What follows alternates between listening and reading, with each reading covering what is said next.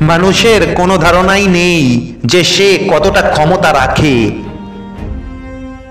Motivation দিয়ে তোমার শুরু হবে, অভ্যাস দিয়ে তুমি সামনে এগোবে। যতক্ষণ আমি শ্বাস নিচ্ছি আমি চেষ্টা করে যাব, কারণ এখন আমি সাফল্যের সবচেয়ে বড় উপায়টি জানি। আমি যদি যথেষ্ট চেষ্টা করি আমি জিতবই। জলের দিকে শুধু তাকিয়ে থাকলে তুমি কোনোদিনও সাগর পাড়ি দিতে পারবে না।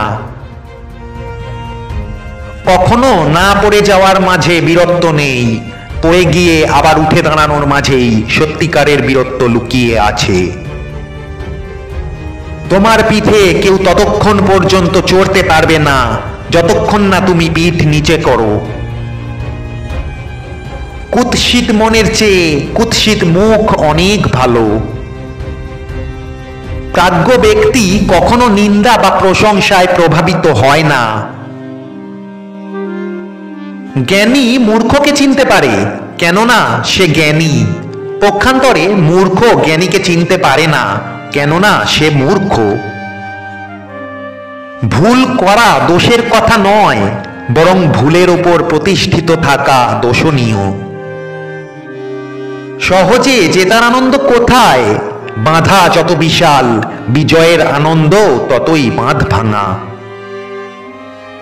আকাশের দিকে তাকাও, আমরা একা নই। পুরো মহাবিশ্ব আমাদের প্রতি বন্ধুত্ব সুলভ। যারা স্বপ্ন দেখে এবং কাজ করে, শুধুমাত্র তাদেরকেই শ্রেষ্ঠতা দেওয়ার জন্য চক্রান্তে লিপ্ত এই গোটা বিশ্ব। ব্যর্থতাকে ভয় করার বদলে চেষ্টা না করে বসে থাকাটাকে ভয় করো।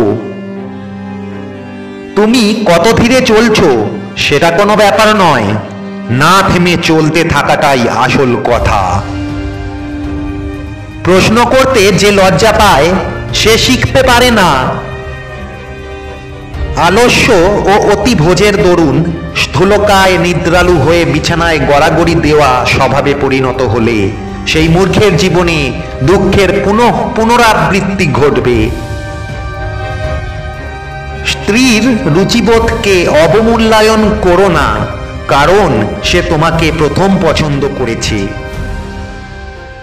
তর্কে জেতা কখনোই বুদ্ধিমানের কাজ নয়, বরং বুদ্ধিমানের কাজ হলো তর্কে না জড়ানো। বন্ধুত্ব একটি ছাতার ন্যায়, বৃষ্টি যতই প্রবল হয় ছাতার ততই প্রয়োজন পড়ে।